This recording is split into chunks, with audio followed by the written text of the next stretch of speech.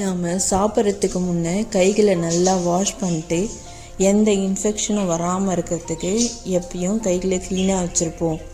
நம்மளுக்கு கொரோனா கற்றுக் கொடுத்த மிகப்பெரிய பாடமே இந்த கைகளை நல்லா க்ளீனாக வச்சுருக்கிறது. நம்ம கைகளை க்ளீனாக வச்சுருக்கிறதுக்கு நம்ம ஹேண்ட் வாஷ் லிக்யூடு யூஸ் பண்ணுவோம். அதை ரீஃபில் பண்ணுறதுக்கு எப்படி பண்ணணும்னு ஒரு ஈஸி டிப் ஒன்று சொல்கிறேன்.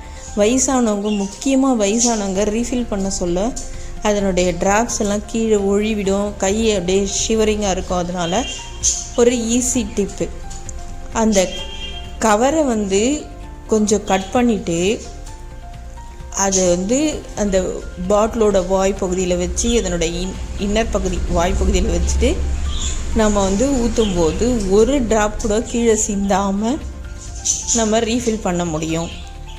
முதல்ல கொஞ்சமாக கட் பண்ணிவிட்டு ஊற்றும்போது கீழெல்லாம் சிந்தியது. நம்ம இந்த டிப்பை ஃபாலோ பண்ணி ஊற்றும்போது ஒரு ட்ராப் கூட கீழே சிந்தாமல் ஊற்றுது. இந்த டிப்பு எப்படி யூஸ் ஆகுதுன்னா லைக் புனல் மாதிரி யூஸ் ஆகுது. பாருங்கள் ஃப்ரெண்ட்ஸ், எவ்வளோ அழகாக டிப்பு யூஸ் ஆகுதுன்னு. கீழே சிந்திருக்குது ஃபஸ்ட்டு சிந்தினது. இப்போ பாருங்கள், அதனுடைய ஃப்ளோ நல்லா தெரியும்.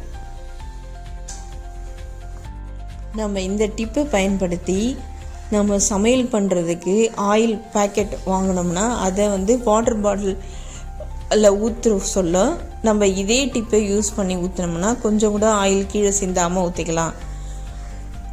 எமர்ஜென்சிக்கு பெட்ரோல் வாட்டர் பாட்டில் வாங்கிட்டு வந்தால் அதை ஊற்றுறதுக்கும் நம்ம இந்த டிப்பை யூஸ் பண்ணிக்கலாம்.